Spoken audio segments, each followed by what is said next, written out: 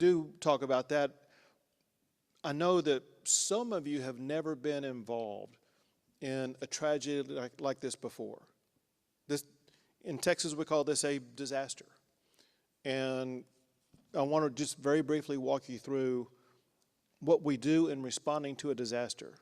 It's kind of a hierarchy of priorities of what has to be done and where we are on that pathway. Anytime there's a disaster, the first thing we do is focus on saving lives and protecting lives.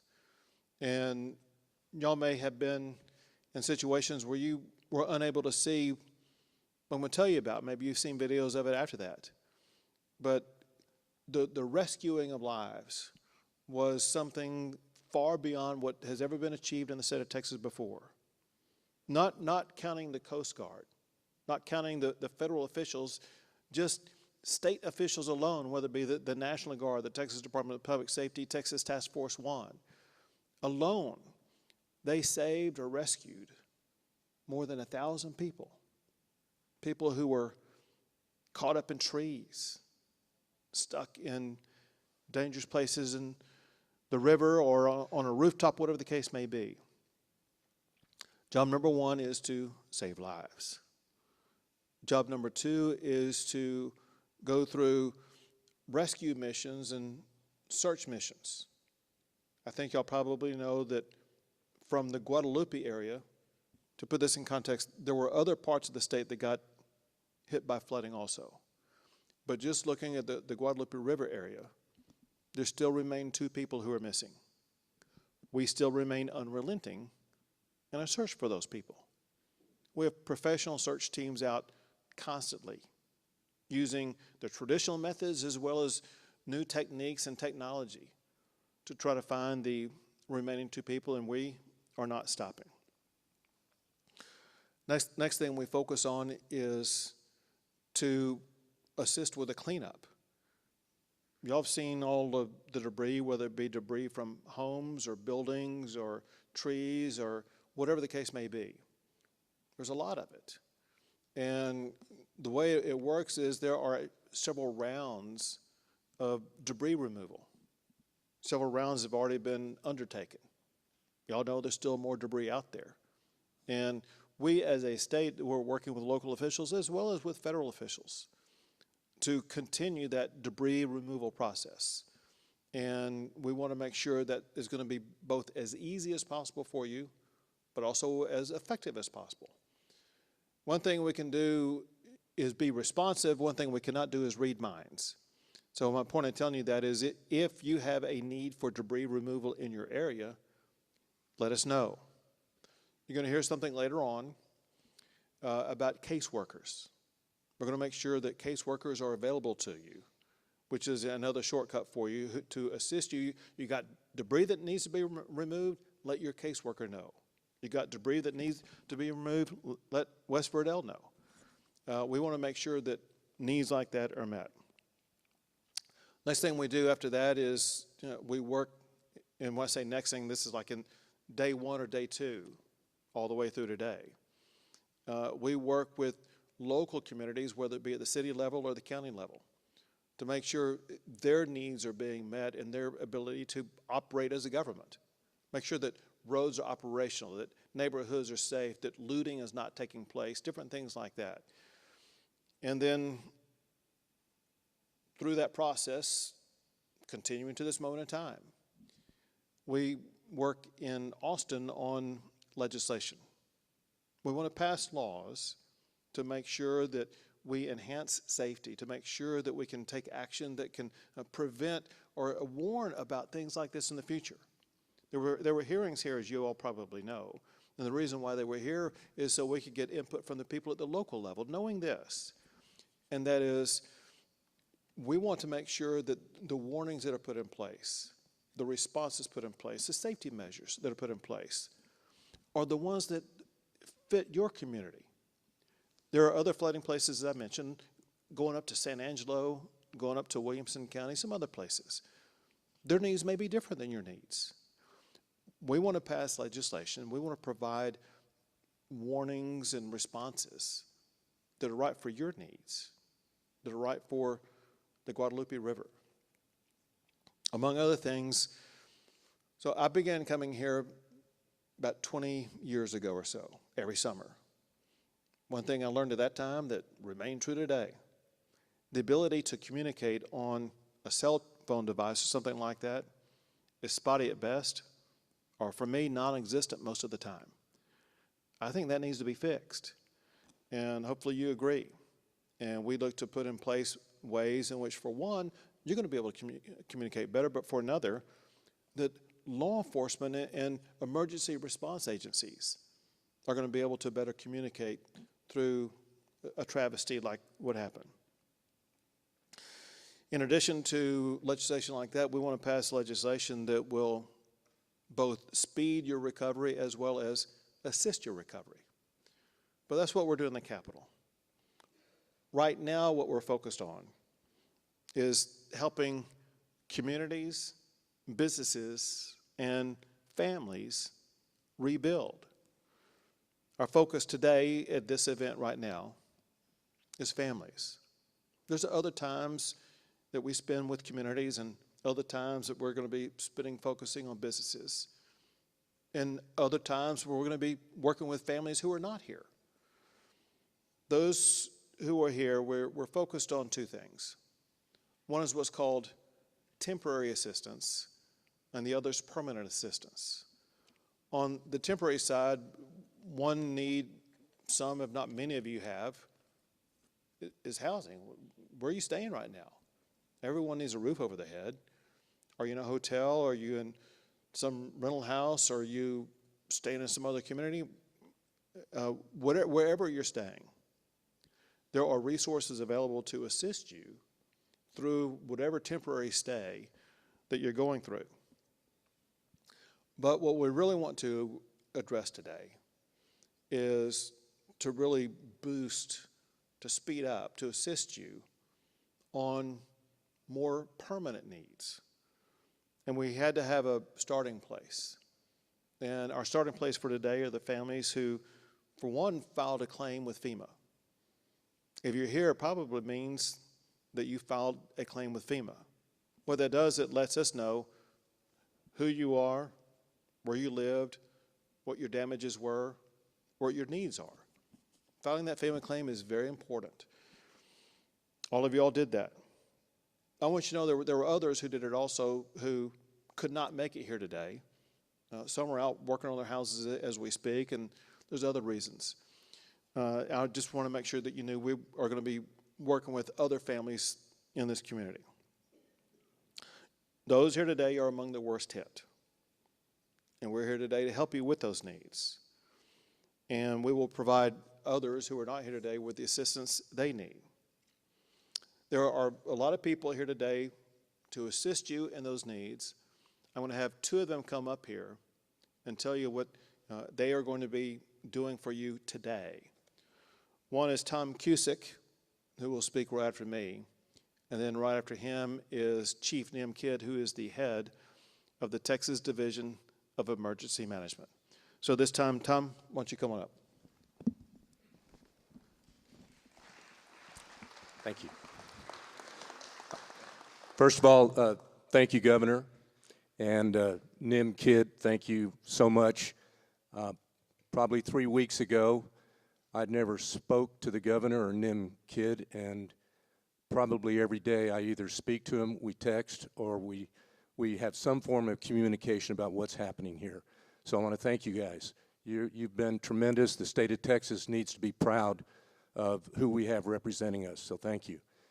Just to give you all a little background, George Strait and I have known each other for over 30 years, and about 15 years ago we decided to take on a project in Bernie, Texas. It was a bankrupt little golf course, and we went ahead and, well, we built it back, and it was a proud thing that we did. But more importantly, what came out of that is we started holding a fundraiser. Our Vaqueros Del Mar, which was our partnership, we started doing a fundraiser for our military wounded warriors. So over the last 14 years, we've raised over $20 million for all of the men and women that serve this country. and it's been a tremendous achievement that we've done, and we've been very proud of it. On July the 6th, I called George. My wife and I were out of town, and we were hearing about all the news that was happening here in our backyard. And George and I talked. I told him my idea, and I said, I'd love to do a fundraiser. I said, we need to do something immediate. We need to get cash as quickly as possible into the hands of these families that are suffering. Well, it didn't take George very long to say, let's do it. But he said, do you think you can put this together that quickly? And I said, I think I can. And right down in front of me is Diane DeAnda on the right, my right, who's been with me over 30 years, and Linda Bean, who's been with George, I don't know, 15 years, Linda? In literally 10 days, we put together a fundraiser in Bernie, Texas, and we raised to date over $7 million. Now, George and I, our goal, I said, I think we can raise 5. And we decided that if we did that, we wanted this money to be distributed immediately to families in need. I had a granddaughter going to school in Asheville, North Carolina. I've seen what's happened in California with families standing on a foundation a year and a half later going, where's the money? And George insisted, and I absolutely said, I agree. If we do this, we want the money to get into the people's hands as quickly as possible to start rebuilding and healing. And that's kind of a phrase that I've used in the last couple of weeks. Everybody needs to rebuild, and we need to heal. A lot of us have suffered tragedies or very difficult times in our lives. I can't imagine what you folks are going through. I used to come up here 30-some years ago with my wife, and we would stay up at the very headwaters of at the River Inn Resort. And when I drove back down 2 weeks ago and saw the devastation, it just absolutely blew me away. I thought, oh, you know, we can go through this. And that's when we realized, working with Linda and Diane, that we can't possibly vet everybody. We thought we could, but it's insurmountable. And that's when, thankfully, we have someone like Chief Nim Kidd, who has helped us to determine as best as possible, along with some of the vetting that we've done, to get money in your hands as quickly as possible. So that's what we're here for today. This couldn't have happened without so much help from around Texas that came to our event, some fantastic contributors that just stepped up and their hearts bled, because they too have been affected either directly or indirectly in what's happened along this Guadalupe River. As the governor said, he's been coming up here. We all love this country. And to see the devastation, to me it looked like a gigantic tsunami, just nothing you could ever imagine. So at any event, we're here. Diane and Linda are going to be distributing checks. I want you to please understand this is our first installment.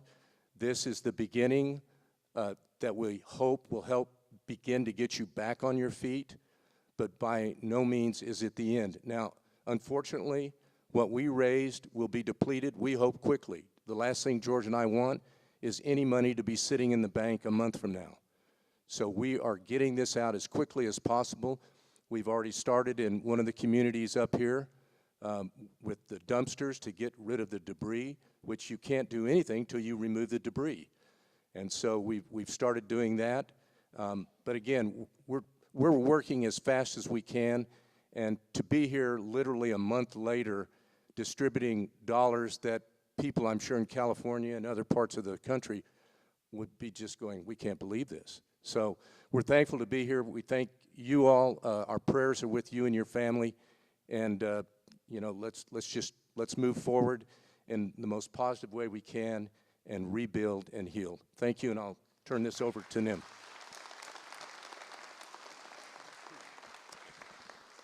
Thank you, Tom. Thank you, Governor. Hello. How are y'all? You doing okay? It's been a tough time, hasn't it? Okay. I'm honored to be here with you right now. I'm going to tell you, I've been in this job for a little over 15 years, and I've been to disasters all over the nation as part of the State Urban Search and Rescue Team.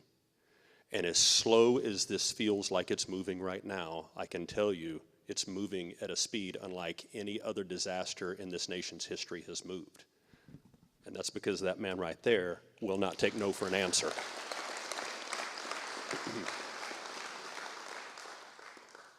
I live every day with the bureaucracy of FEMA.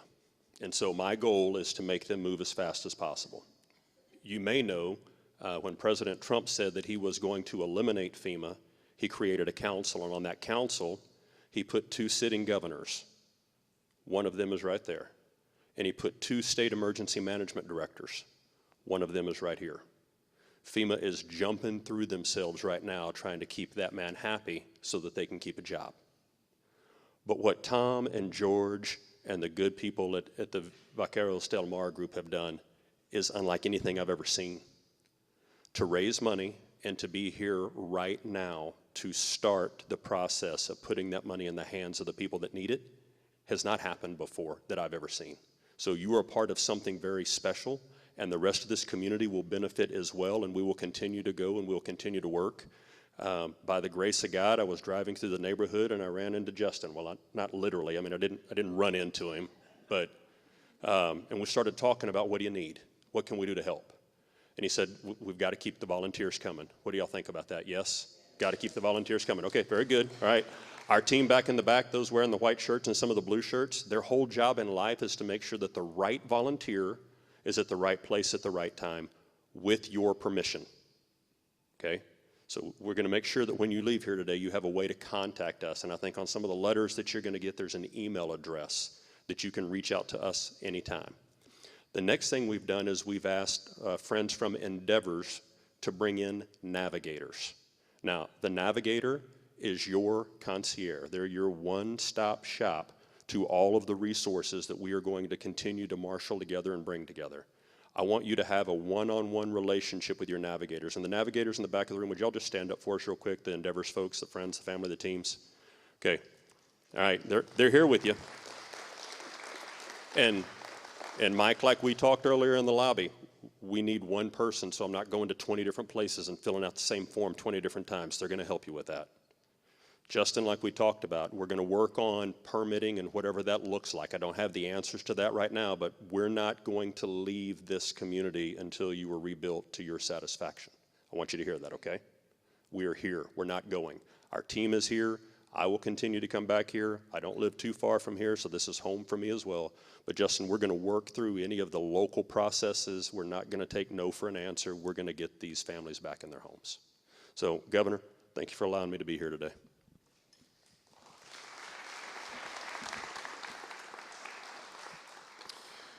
So what's going to happen is 2 things. One is these ladies down here, we're going to have 2 tables set up. What happens at this table? Is this registration or?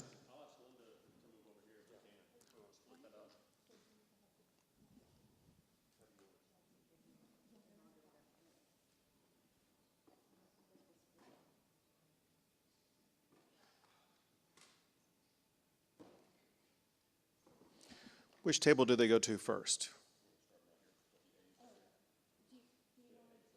Yeah, we're going to do this, FYI, we're going to do this in alphabetical order. If I understand, seating is in alphabetical order. Whose name, is there an A here? Okay, so you're first in line, but is it all just going to happen at one table? Okay, so who will be? So A through, well, I don't know if there could be an H before Holstein. What's your Herrera is my last. All right, so A through Herrera will go to this table right here. No, it's Hosington. Hosington, you're the first at this table over here. And it's not a large crowd. We're going to get to everybody quickly. And so one last piece of explanation, which is hugely important. You're going to come up. You're going to get a check. This is a down payment. You're going to find that it's a large down payment to help you begin to piece your lives back together. there's more money where this came from. And what is going to be, you got it. What's going to be explained to you, when you leave the room, there are other people to help you with your every need. And what's going to be explained to you is what needs to be done for future installments to come your way. But what's your name? Atkins? Come on up. And then we'll make it through all this very quickly. We'll meet you. Where do they go after this? They can go right back to their seats, boss, so they can go outside with the other in the lobby. They can go to hang out here, or they can go to the lobby. Okay, and are there people in the lobby to help them? Okay, so I heard some of you got here early, and you may have visited with some of the people out in the lobby already. If you've already met with them, you're free to stay here, depart, or go back into the lobby. One thing that would be most helpful for you is if you can meet one of your navigators today, so you can be in personal contact with them, get their cell phone number, get the contact information, so that you will never have to wonder again who you're going to be able to deal with. And those navigators will be in the back of the room. Will the people with TDM be back there also? The people in the white shirts are going to be, some waving their hands, two of them waving their hands right back there. They are here to help you also with whatever needs you have right now, and to be there with a need you may have tomorrow, next week, or next month. I want you to know, and I'll take that question, but I want you to know what our goal is here. To put you on a very strong, immediate beginning, to make sure you're going to be able to get back into a home that you can build, or other residents. I don't know what type of living accommodation that you had. It could have been a trailer, mobile home, could have been a large physical home, could have been an apartment, whatever the case may be. We want you to have a permanent roof over your head. I say we, that's what George Strait wanted to make sure. He said, Abbott, I want them to go back and live the way they were living. Some of you need vehicles to get to work. You got to earn your paycheck. And there will be assistance to make sure you're going to be able to do that. Were you going to say something? You got it.